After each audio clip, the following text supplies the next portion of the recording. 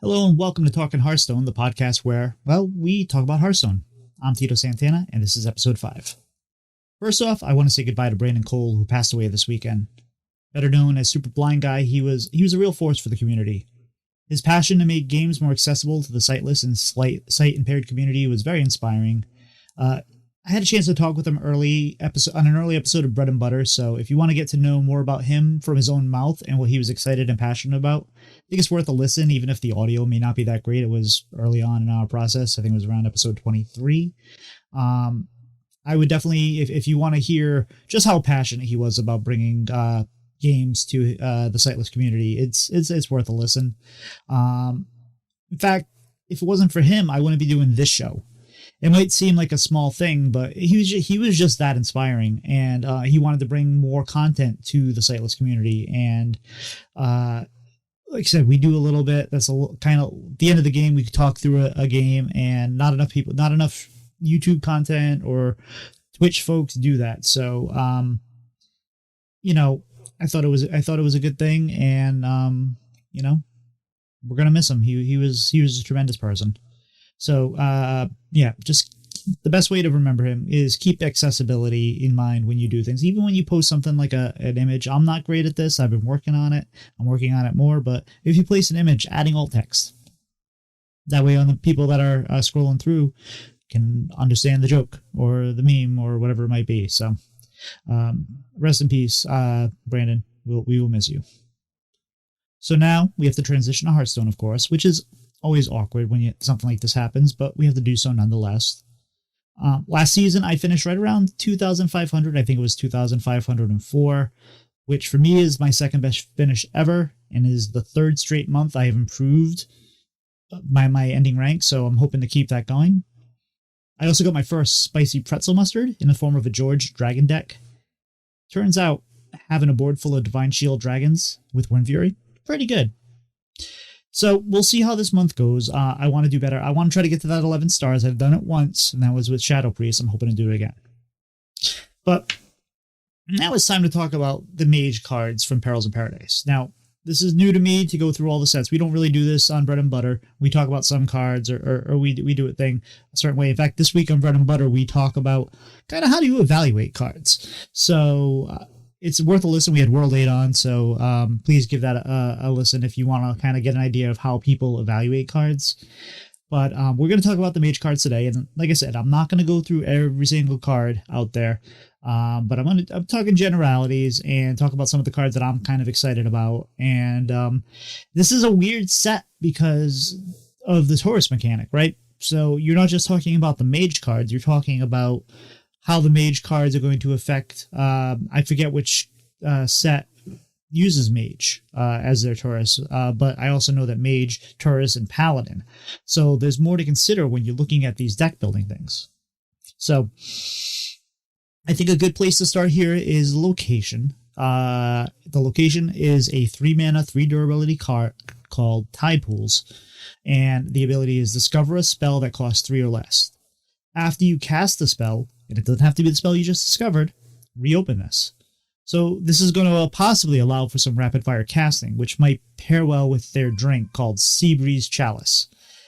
This one is a 1-mana spell that deals 2 damage, randomly split amongst all enemies. That's enemies, not enemy minions.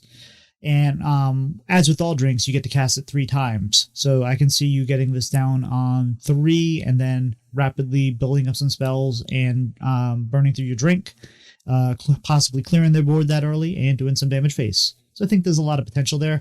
I think a few of these cards can really potentially go into some of the existing spell mages, no minion spell mages. I like the spell Rising Waves. I think it's probably going to get underrated early on. It's a spell that is 3 mana, deal 2 damage to all minions. If none die, deal 2 more. If we're starting to see anything like Divine Shields and Paladin a lot more often, this clears the Divine Shields, and it also then follows up with more damage, kind of like Aftershocks. So I like this. I think it's something that could be very interesting, and it will go very well in conjunction with another spell that might see some play, not from this set. We'll talk about that in a minute. So there's also a lot of focus in the set on Big Spell Mage, which I am very excited about. Their spell Tsunami, which is actually the first signature spell. So they have it's a epic spell, but it's got a signature card for it too, and it looks really cool. This is 8 mana, summons 3 water elementals that attack random enemies. Seems pretty good. If there's also Surfalopod, which Battlecry, the next spell you draw is cast when drawn. So that could have some potential good there. And the Under the Sea, which is draw a different spell, so it won't draw another Under the Sea. Summon a random spell of that same cost. So this is one of those things that you often see in no minion mage is ways to generate minions, because you still want some board presence. So a lot of these things are interesting. The legendary of the spell, the non-Taurus legendary, is called King Tide, which is a 4-mana 4/4 that reads Battlecry. Both players' spells cost 5 until the end of your next turn. So you can play this on 4. Do not coin it, because then you can't play the 5-mana spell on turn 4. And not only will it be harder for your opponent to take their turn if they were planning on playing any spells, and it looks like some classes like Paladin might be relying on some spells in this meta, but it also means that your next turn, since it doesn't stop until the end of your next turn, you'll be able to cast one of these big spells. Now, there's a few different options there, but if you are using the Taurus in your deck, which is the Kyla Sand Sculptor, Raylisk Sand Sculptor. Her ability is after you cast a spell, summon a random 2-cost minion and give it Divine Shield. So obviously you can get an early board in the box if you pair it with like your drinks or something. But also if you are playing the Paladin Taurus spell, that gives you access to the 10-mana spell called Sea Shanty, which summons 3 5/5 pirates. That costs 1 less for each spell you've cast on characters this game. Now, you probably haven't cast any spells, unless your deck's built a certain way. You haven't cast any spells on characters, like Seabreeze Chalice is random. It does not casting on a character. But you're getting this for 5 mana if you've started with King Tide. So I think that there's a lot of potential there. Turn 5, 3 5/5s, that seems pretty strong. And that's one of the interesting things about how this Taurus is going to work, because the way it matches up, it feels like that the Taurus cards are or the cards in a class now are not only focused on their class, but also in the class that's touristing into them, and the class that is touristing that they're touristing into. So it feels like that each kind of, it's not going to be samey either. Like the Sea Shanty spell has a lot of potential to go well in Paladin and Mage, but in different ways. So I'm excited to see how these kind of play out, and it's very interesting to see how they're trying to kind of get different value out of the same cards with this Taurus mechanic. So I'm pretty excited. So let's see how that goes. We're going to play a Spell Mage today, since we were talking about Mage. The key cards are, I would say, Light Show. You see a lot of Light Show in this, especially when you get that off of, you can copy it, you can get it off Stargazing. So you'll see some Light Show in here, but you'll also, the key card, and from what I understand, the card you want to mulligan for is Cosmic Keyboard. Spot the Difference is very strong. You want to be aggressive with the version we have. There's some burn at the back end with like Molten Rune, and you have Old School Fireball. But mainly you want to, be as aggressive as possible. So I've been trying to make my volume right for what we're doing, and it's been the last few episodes, it's been a little too loud. I've lowered it a bit. So obviously any feedback on raise it up a little bit or whatnot, it's hard to find that right balance of the volume of the game, so that way folks that can't see what we're doing can get the cues off the game from the sound, but also not so loud that it's overpowering me talking, because obviously I'm trying to talk through things and it's hard. So we're going to start with the Spell Mage. And that's one of the things that impresses me about a lot of the folks that play these games with the accessibility options that also stream, like Tyler Knife and Superblindman, is they have the software that speaks to them as they're highlighting cards or as chat's coming in. There's so much going on, and my ADHD brain could not handle it. The wild. My sorcery will prevail. So we are facing a druid, and that's pretty much all we're going to see lately is druids. I think last night I played not 40 games. It had to have been like 30 games, and I saw almost nothing but druid. It was like 50% druid, maybe a little more. But we're seeing druid now. We have drawn a Frostbolt, an Elemental Companion, and a Light Show. I am looking for a Cosmic Keyboard, so I am tossing all of those. So we picked up a Light Show, a Cosmic Keyboard, and a Malfunction. So we're pretty happy with that. We don't really have anything on turn 1 outside of a Flame Geyser. So we'd probably mulligan for that if we already had a Cosmic Keyboard. We just drew a Primordial Glyph. Nothing we can do on this turn, so we're going to pass it. Right now we're playing at Diamond 5, by the way. They pass a turn, did nothing. We just drew a Heat Wave. We are going to play our Cosmic Keyboard and pass our turn. It looks like the game lapse might still get a little loud. I'm going to turn it down a little bit.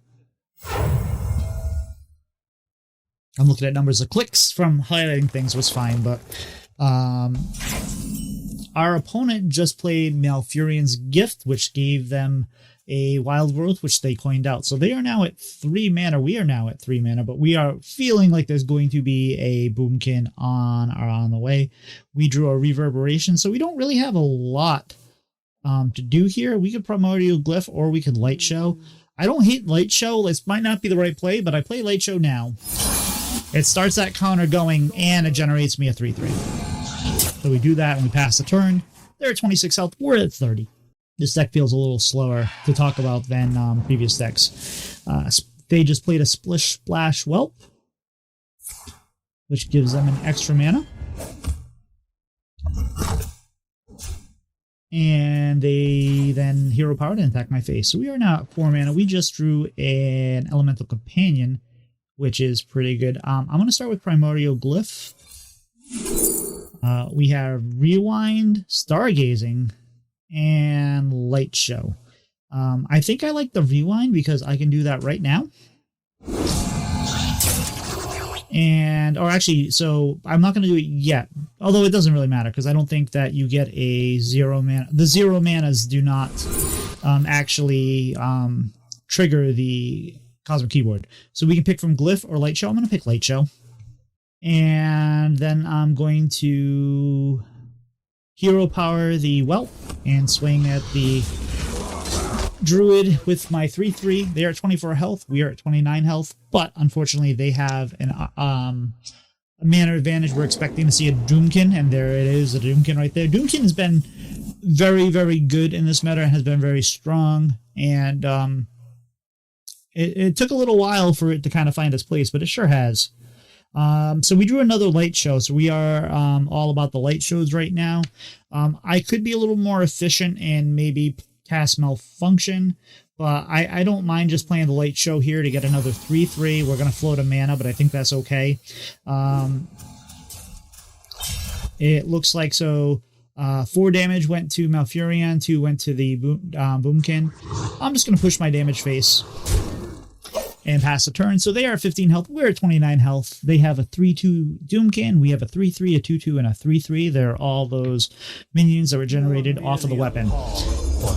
Cosmic Creations, they're called.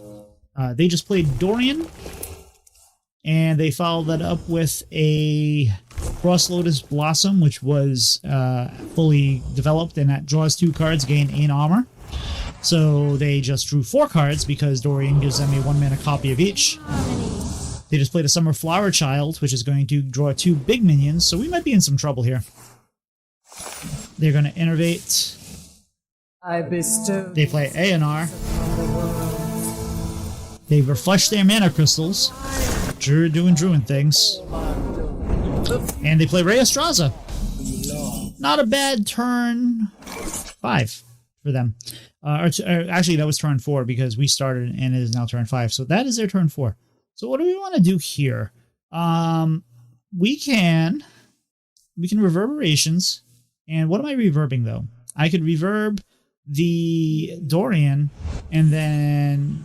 But I don't have any card draw right now, so that's not going to make a whole lot of sense. So I'm going to reverb A&R.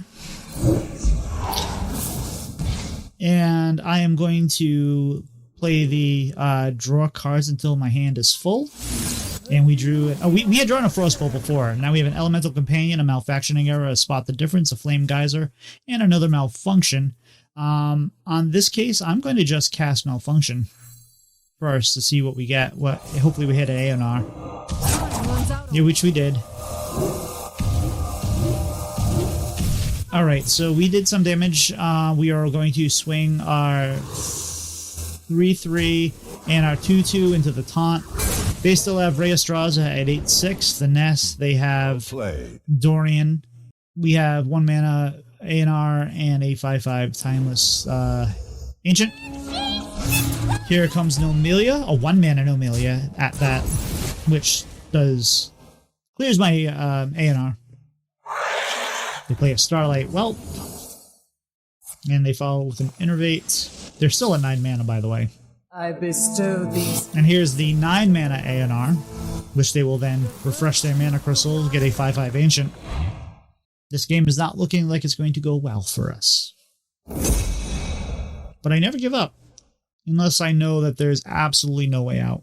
At least that's how I like to play. They just double forged. And they play a Gem Tosser, which clears my Ancient. And they swing into my face with Rheastraza and Puppet Master in their face. I am at 9 health. They have a full board. They have 26 health. So we are more or less, I think, dead. But let's see what we can do here. We can Light Show. We can manufacture. So draw 3 cards if your deck contains no minions. They cost 3 less. I don't think we have a whole lot we can do here. So I'm just going to manufacture error. We drew a Fireball, and we overburned a couple cards, but that's okay, because I think I was just surrendering anyway. We'll send the Fireball face, but we're going to concede, because that was a game that did not go so well for us in the end there. We're going to play one more, because it's pretty early, and we have some more time. So let's go ahead and follow up, see if we can get a win. I'm now decked down to Diamond 5 1-star, but I've only been playing. I only made it to Diamond 5 last night before bed. I didn't get to bed until like 2 in the morning because I had to go pick up my family back at the airport, and then we came home and I wanted to let them get settled and sleep. So I played a few more games of Hearthstone, twist my arm. It's the next day when your watch is reminding you that you need to start standing again, if you have an iWatch. Dead men tell no tale. Alright, so we are facing a Demon Hunter. We drew a Void Scripture, a Cosmic Keyboard, a Primordial Glyph, and a Heat Wave. I don't particularly mind keeping most of this. I'm going to toss the Heat Wave. Actually, I'm going to toss the Void Scripture too, but I'm going to keep Primordial Glyph. I'm probably going to coin out Keyboard, and then we'll Primordial Glyph next turn. Well, that might change now that we have a Flame Geyser. So our mulligan was a Flame Geyser. We picked up a Malfunction. And we have the coin. This Demon Hunter just plays a Vicious Slither Spear, which, as one does. We are going to Flame Geyser that minion. Put it down to 1 health. Worst case, we can Hero Power next turn if we really need to. Or, say, perhaps Malfunction and clear their board if they play, say, like a Sock Puppet and another one of those fellows. That is such a strong card in this deck, Malfunction. So they play a Wayward Sage. They play another Slither Spear. So that's 3, 4, 5, 6. So this is a full clear. So we're just going to play Malfunction. And we're going to pass the turn. Their board is clear. We're at 29 health. They're at 30 health. That's got to be a little demoralizing. They're going to Hero Power and attack my face. And they pass the turn. I'm going to use this opportunity to. We just drew. So I think I forgot. We now have drawn a molten rune. Excuse me, the turn before, and we also have a frostbolt, which in this matchup is going to be really nice once they play their weapon. I'm going to cosmic keyboard here, and then I'm going to coin out a primordial glyph, and we got buy one get one freeze, stargazing, or volume up. This is an interesting choice. I think we'll take volume up. My first thought was buy one, get one freeze. But volume up is probably the right play. So we get it only costs 2 mana. We get the finale it next turn and get a copy of a spell. Alright, so they just played a window shopper. For full price, or for they coined out a window shopper. Oh, did they? No, why is there window shopper 4? Oh, they got it from the outcast. The wayward sage reduces cost by 1. Okay, that makes more sense. They give it through fell and flames, and they swing into my minion. So they're now at a 7/4. That kind of is a bummer compared to what we wanted to do. So what are we doing here? I could play out the stargazing first, see if we can get a light show. We drew a primordial glyph. Do I just suck up the 7 damage and play the volume up? I think I do. So I volume up. We pick up 2 fireballs and a light show. I don't hate keeping the light show because it's cheaper, although the fireballs are pretty nice. So we currently have 9 cards in hand, lots of spells. All of them are damage spells. They have a 7/4. They're at 30 health. We're at 28. We have 2 2/2s on the board. They have 5 mana. They're thinking about their turn. I'm the perfect toy. They play the small window shopper, which I need to do today because I have the mini quest. So I'll probably... Well, my paladin deck that I play a lot has minis in it with the plushies. Oh, and they're tough crowding their mini. Returning it to their hand so they can play it again. I'm the perfect toy for you. They're probably looking for Mag Therodon, as one does. Curvy dog. They're emoting because I must have done something. Speaking of standing, my watch just told me it is time to stand, but we're going to wait till we're done with this episode. Time grows short. They play a Gibbering Reject. After your hero attacks, summon another Gibbering Reject. They swing at my face, I believe, with the 7/4. Yep, and their face, so I am at 20 health, they're at 30. They have a couple Gibbering Rejects. We just drew a Heat Wave, which is actually not so bad. So we're going to play the Heat Wave first, see what we hit. We hit everything except, well, the 7/2 is still alive and the 3/1 is still alive, so we have a full clear here. So, but how do we want to do this? We have a light show, so I'm going to play the light show first. And that goes face and clears the Gibbering. We're going to clear the 7/2 with one of our 2/2s, go face, and pass the turn. They're at 24 health. We're at 20. We have a 2/2. Their board is clear. And I feel like we have a decent amount of control and burn here. So they play an Illidari Inquisitor and a Sock Puppet Slither Spear. They swing their 6/5 into my 2/2. And then they hero power, and they're going to go face. As one does. So we are now at 13 health because Green Rag just hit us in the face as well. We have some options here. We just drew a Frostlish Cross Stitch, which we're going to use on the Illidari Inquisitor. What I like here is, honestly, I'm just going to clear the board. I'm going to Frostlish Cross Stitch the 6/3. And I know I could freeze their face, but I'm gonna Frostbolt the 1/3 because Sock Puppet really has the opportunity to get out of control if they have the ability to build up their attack. In fact, I find it more dangerous than the Vicious Slither Spear in this particular deck. So I like this. Now we're threatening 6/3 to freeze their face.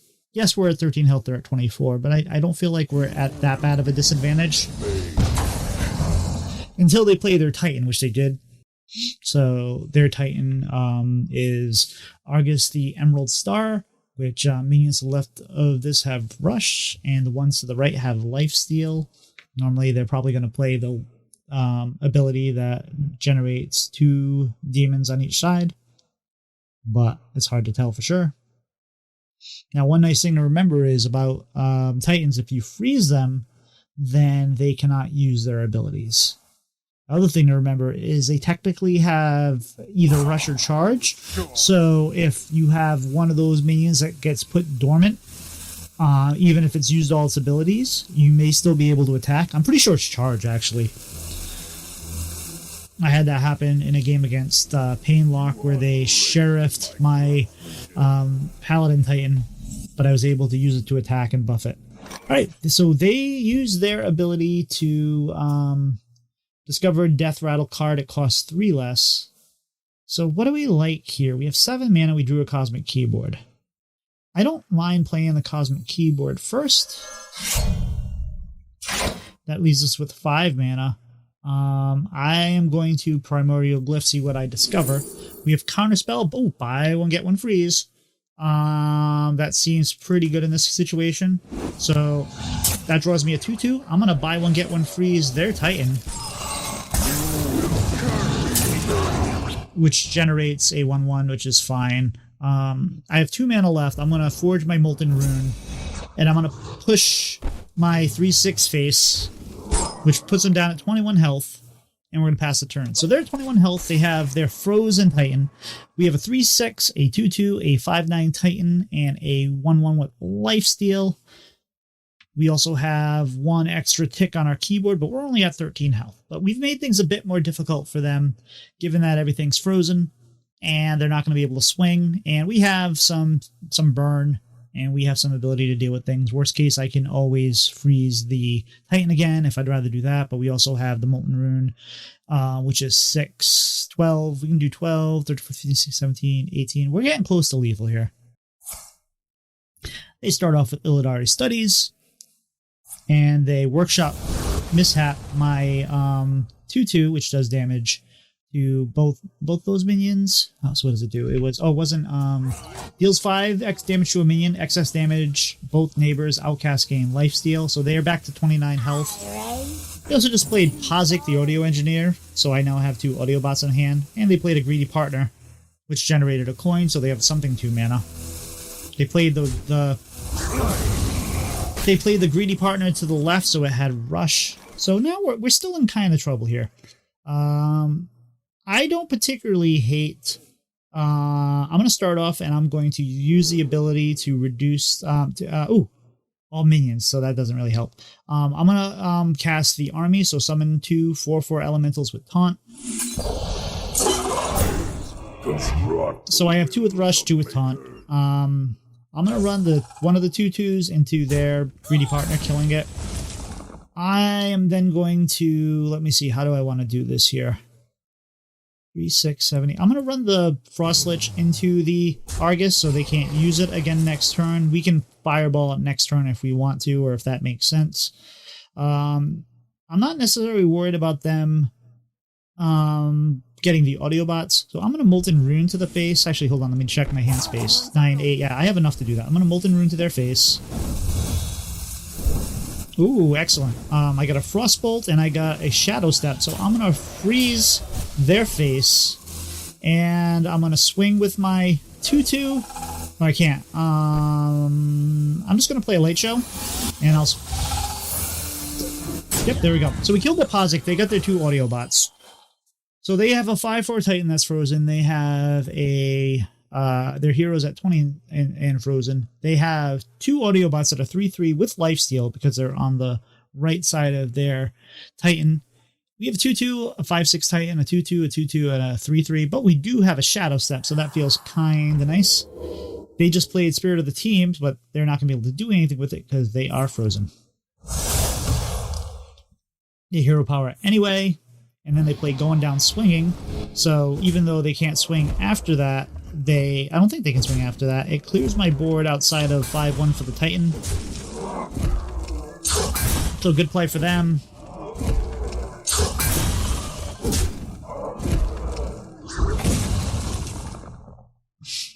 Time grows short. Oh, and they just pushed their audio bot's face. Look at that. How much is Argus? Argus is 7. We have 9. Alright, so what are we doing here? I think first we'll use Argus's ability and we'll reduce the cost of all minions in my hand by 1. That doesn't really make sense because, I guess it does, because what else are we going to do, right? The future is built on our foundation. I can't play that. Yeah, we can't play the thing. So I could Argus again. I could bring Argus to my hand and play it again for 2 less. So let's go ahead and do that. We're going to Shadow Step Argus. We're going to play it again. We're going to summon 4 2/2 elementals with taunt. Again. I'm going to play out the flame elemental to the left because it'll give it lifesteal. I'm going to run my 2/2s on the left into their Argus so they no longer have that ability. Runs out on me. And then I'm just going to... So I have the ability to either Elemental Companion, Fireball, Flame Geyser. I'm going to Light Show. So, oh, and I hit mostly their face and I hit their Spirit of the Teams, but nothing died. So I also then just played Flame Geyser and hit him in the face. So we're likely dead here. We have a 5/9, 2 2/2s with taunt and lifesteal, 1/2 with lifesteal, and they have their Spirit of the Team and 2 audio bots. So they have 8 damage represented right off the bat. They just have to get through my 2 taunts and do an extra 4 damage since they have lifesteal, unless they clear it without actually doing damage. They start off with Oasis Outlaws, which is Discover a Naga. If you've played a Naga while holding this, reduce its cost by 1. My guess is that they are playing the Naga version of this deck, and they just have not drawn a sharpshooter yet, which I'm okay with. Time grows short. They're running out of time. They're looking at their Naga. They're still trying to discover which Naga they want. They finally have chosen. They have 10 mana left. They swing their 2 audio bots into my 2/2s. They hero power. And they swing face. Alright. So we have Stargazing. So we're gonna play the Stargazing first. We drew a Malfunction, which works out very nicely. We're going to play our Malfunction.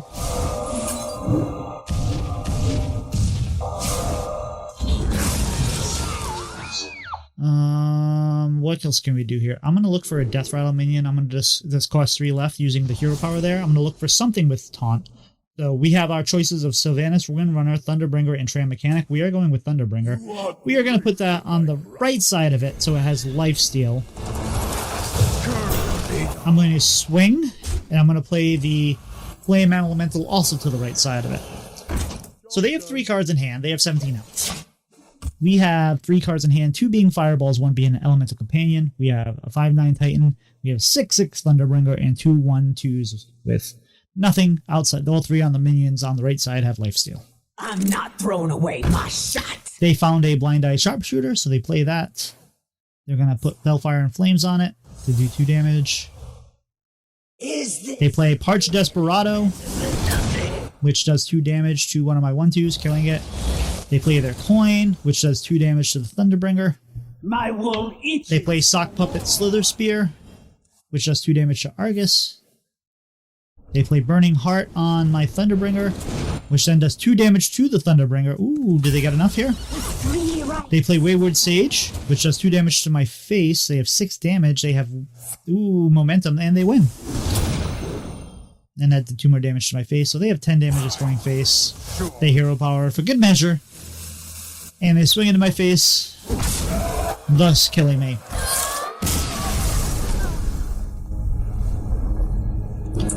Well, that was exciting, wasn't it? Well, follow me on Twitter and Twitch at Tito Santana HS. You can, I want to shout out to Elseworld, who was in my chat all week, who won our bundle in our giveaway, and also special thanks again to Blizzard and Amberflake Gaming. And thank you everybody who stopped by last week in my stream. It was an absolute blast, and shout out to Judge, who co-streamed with me on Friday night, and we did some Join Arena. It was a heck of a lot of fun.